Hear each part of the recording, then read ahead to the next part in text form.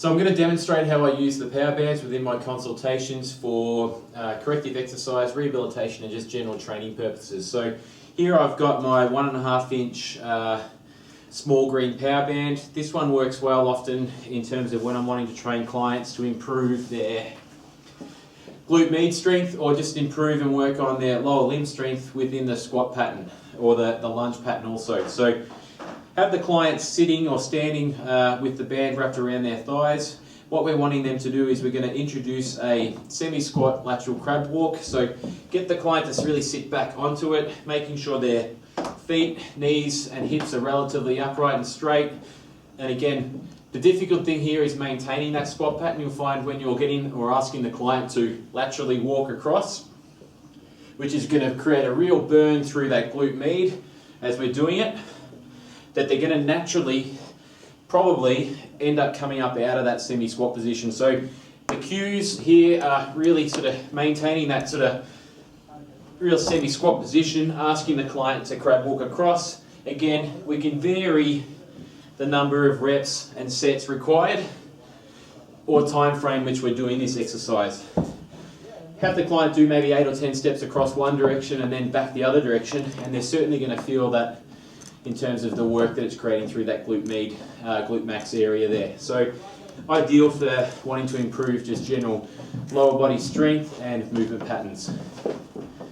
The other way that we can go about training the glute meds and glute max and that is to use the longer 41 inch band. So I've got the yellow band here, which is a light resistance. Have the client stand in the band. Ask the client to cross the band up and hold it here so that when we're looking from the side, we're really focusing on keeping those shoulders down and back. Nice upright posture with head up. And ask the client to laterally crab walk in the standing position.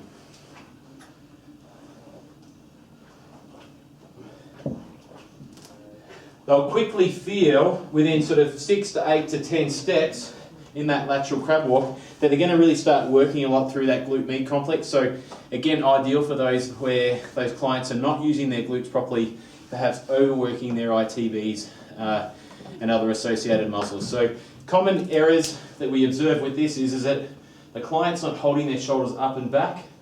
They'll want to drop forward a little bit, or when they're stepping, they're not wanting to step across and then bringing the other foot close enough. They're more sort of shuffling through here, through that motion there. So again, in terms of looking at how we might increase the resistance or training load for that, I've got the basic yellow band, which is 41 inches. We can also use the next stage up being the orange band. Again, just adding a little bit more resistance here, and certainly this is an exercise, if they're walking anywhere between 8, 10, 12 sort of steps in one direction and then the other direction, they're going to be feeling that they're going to be doing a lot of work through those glutes and they're going to be very tired. So again, really focusing, walking across in both directions. Again, in both directions through there. So 2 great simple exercises. Now, let's have a look at how we can also get the client or the individual just more focusing on an isolated gluteal sort of exercise. I'll just grab my Reebok bench here. So, again, another sort of great exercise for the client to do is to focus on, in a seated position, we're going to have them sitting upright so that their feet are really sort of screwing down tightly into the ground there. Hips are slightly abducted, and we're going to ask the client to work on abduction of the hip as they're performing that movement pattern there. So what we'll do is I'll just wrap this band around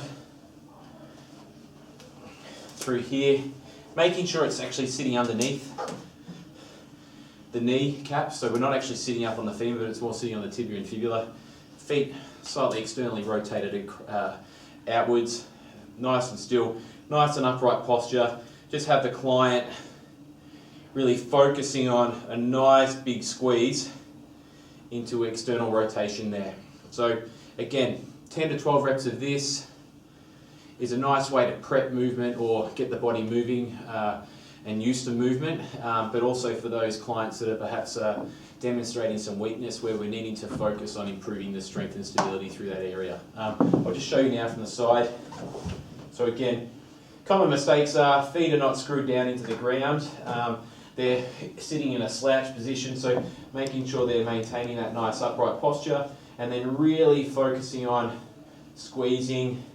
I often have my clients actually sort of touching the side of their glutes when they're performing this exercise to get that, or create that feeling of awareness of how that muscle should be functioning. So fantastic exercise to get them to do, be it at home or before a training session.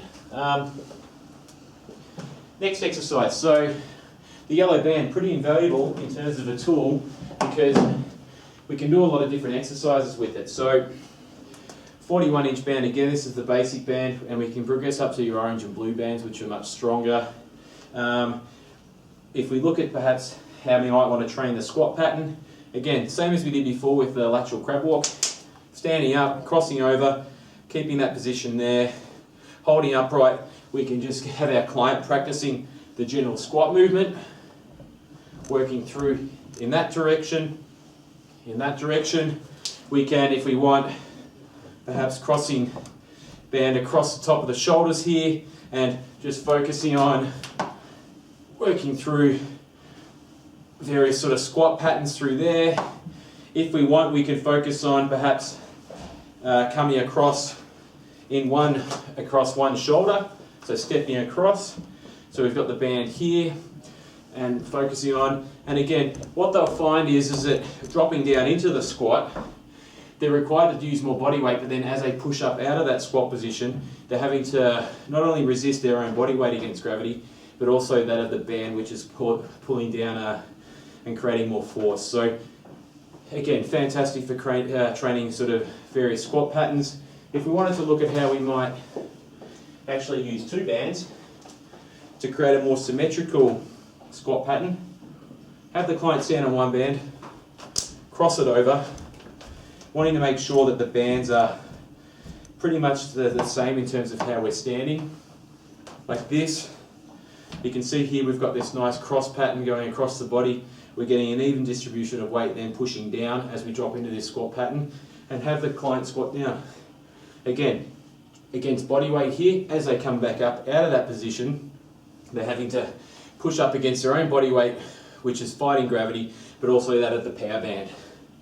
So another great tool in terms of looking at how we can increase resistance or train resistance without using dumbbells or barbells at home or in the gym environment or in the park using power bands. So again, if we wanted to, we can look at how we can now use this crisscross pattern in a lunge exercise. So have the client sort of stepping out and lunging, again dropping down into the weight, less resistance, pushing up out of the lunge, more resistance. So you can really look at how you can really work speed through that movement pattern.